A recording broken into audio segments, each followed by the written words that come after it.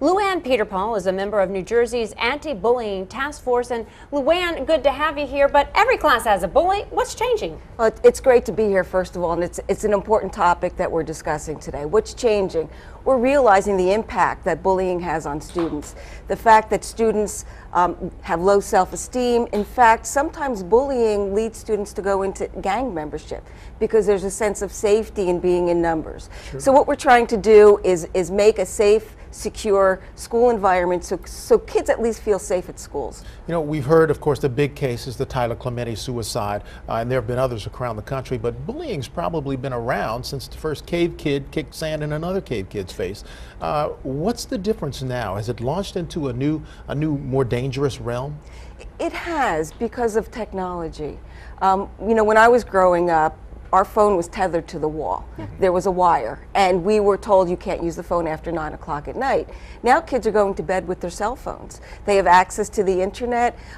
There's texting. I did a presentation to a group of Girl Scouts, and it was amazing to me how many go to bed with their phones and get texts at 3 and 4 o'clock in the morning. So that's the difference. So what's being done to address this issue?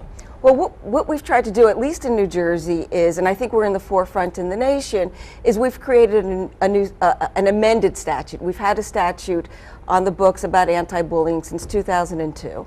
We amended our statute last year. And what it does is it forces schools to adopt programming and put anti-bullying within their curriculum. So it isn't just a one-time, one-year event. It becomes part of the whole school year. Now, there's something called a Cassell study. Explain what that's all about. Cassell study talks about the social emotional learning that goes on in schools. We're so used to hearing about teaching to the tests. This talks about that kids are human beings, so we need to adapt to teach them how emotionally to learn. There was a study that kids lack empathy. And it's about learning to teach them that empathy and respect for others. We've got a clip we want to show you and get your response to it. The bullying law that you passed, but I don't understand what to do if a person in authority is bullying me. Everybody has a boss. Everybody has a boss. And so whoever that person in authority is, who's bullying you, you need to go, and your parents need to go to that person's boss. And you need to lay out the case as to what's going on. And you need to tell the truth about it. You need to make a stink over it. Because no one in this state should be subjected to that. It's not right. Well, Luanne, let me get your reaction to the governor who appointed you to this task force. What did you think of that? Actually, it was a joint appointment between the Speaker of the House and the Senate President, but as a result of the governor signing the bill. He's been tremendous on this issue, I must say. His response is the appropriate response. The new statute, what it actually does is sets forth a guideline for what parents and teachers do, and schools must, in fact, have their policies on the website so parents have access to that. What I want to do is kind of flip it around and ask about schools who may hear about bullying but are leery to report it because they're afraid they're going to get a black X against their column. Is this a real issue? Well, the statute does require grading, but the grading doesn't go to the number of incidents that have been reported.